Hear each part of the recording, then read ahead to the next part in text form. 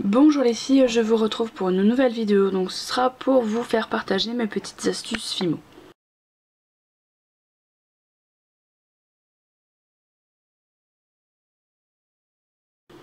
Donc la première, ce sera pour éviter les traces de doigts sur vos créations. Donc la première astuce, c'est de porter des gants. Ou alors vous mettez un tout petit peu de talc sur vos doigts. Et la troisième astuce, donc, c'est de frotter légèrement votre création à l'endroit où il y a la trace.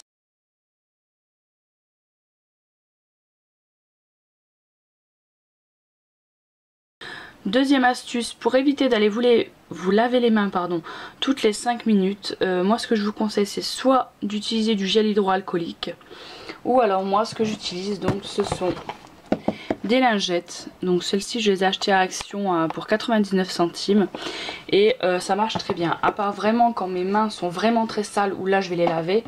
Et ce que je vous conseille également, c'est de commencer par les couleurs les plus claires et de finir par les couleurs les plus foncées.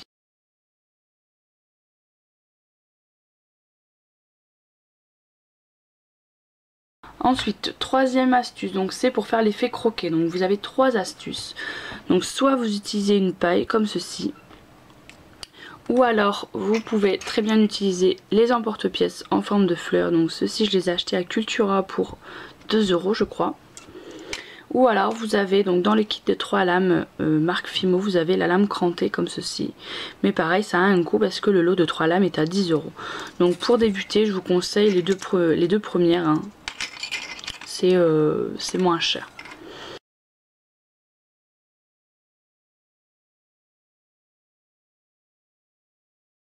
Quatrième astuce, donc c'est pour votre plan de travail. Donc ce que je vous conseille, c'est soit un carré de carrelage.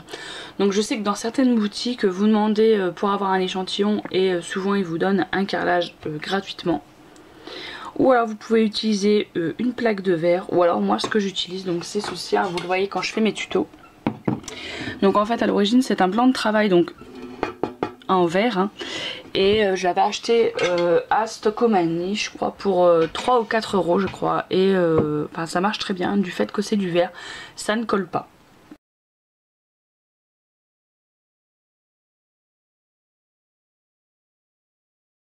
Cinquième action, donc au niveau pour aplatir votre pâte. Donc soit je vous conseille un rouleau de déodorant vide, ou un tube de dentifrice, pardon, un tube de médicaments. Ou alors moi ce que j'utilise, donc c'est la pasta machine. Donc celle-ci c'est pas vraiment une pasta machine marque Fimo, hein, c'est une machine à pâte pour aplatir les pâtes, hein. Et moi j'avais acheté, je sais plus, une dizaine d'euros à Auchan. Et bon, certes c'est un investissement, mais je sais que je ne pourrai plus m'en passer.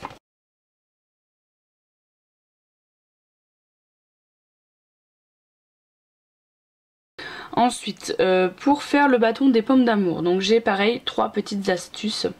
Donc la première, vous utilisez un cure-dent où vous coupez les 2 extrémités pointues.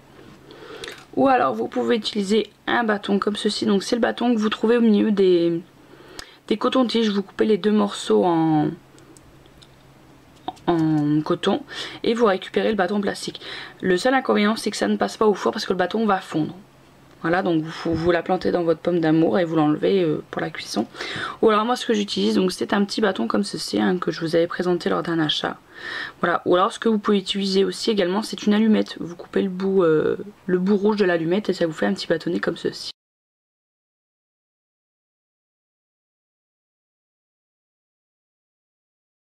Septième action, donc pour faire l'effet texture, donc sur les cupcakes, etc. Donc j'ai trois méthodes. Donc vous pouvez utiliser une boule de papier d'alu comme ceci, une brosse à dents, et vous pouvez utiliser également du papier à poncer, voilà, comme ceci.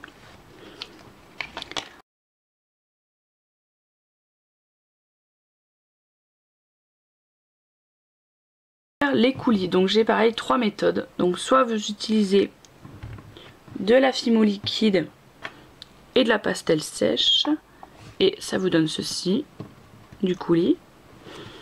Ou alors vous pouvez utiliser de la Fimo normale avec un petit peu d'eau, ça vous fait pareil un coulis.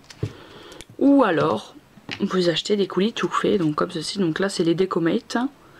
Ou alors vous en avez aussi, vous avez aussi du coulis de Wepam.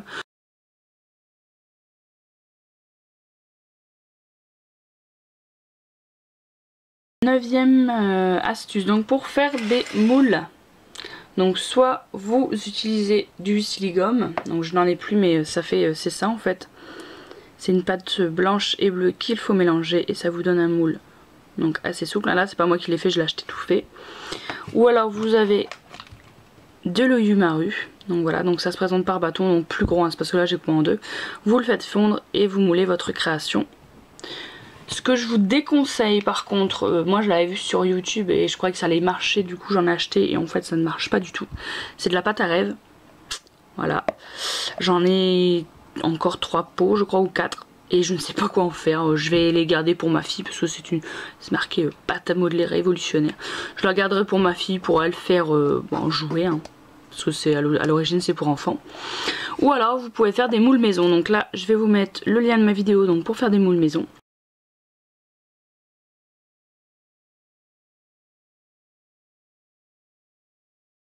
Et la 10e astuce et la dernière, donc c'est conserver votre pâte beurre. Donc je me comprends. Donc la pâte beurre c'est comme ceci, hein. C'est quand lorsque vous faites des mélanges ou lorsque vous faites une découpe et qu'il y a deux couleurs mélangées, surtout ne la jetez pas. Donc soit la première astuce c'est de la garder, en fait par exemple quand vous faites des dégradés de bleu, par exemple vous mettez du bleu foncé et vous mélangez du bleu foncé, du bleu et du blanc pour faire une autre sorte de bleu. Surtout ne la jetez pas, vous les gardez, comme ça vous fait plein de sortes de bleu. Ou alors ce que je vous conseille c'est vraiment quand elle est vraiment très sale, bon là elle est pas très sale mais quand elle est vraiment, il y a du noir, enfin vraiment tout sale, ce que je vous conseille c'est de la mettre dans une partie de votre création qu'on ne voit pas. Donc je m'explique. Comme là pour la base de cupcake en fait on voit que l'extérieur de la base de cupcake. Donc moi ce que je vous conseille, je pense que oui c'est ce que j'ai fait. Vous prenez une boule de pâte beurre, vous aplatissez votre noir très fin et vous enrobez votre pâte beurre de pâte noire. Et après la pâte noire vous la moulez et on ne voit pas qu'il y a de la pâte beurre dedans. Voilà, on peut le retourner sur toutes les formes, on ne voit pas qu'il y a de la pâte beurre. Comme ça vous fait économiser de la pâte noire en fait. Donc c'est une petite astuce que je vous donne. Donc j'espère que toutes mes petites astuces vous auront plu. Je vous fais de très gros bisous les filles et je vous dis à très bientôt pour de nouvelles vidéos. Bye bye.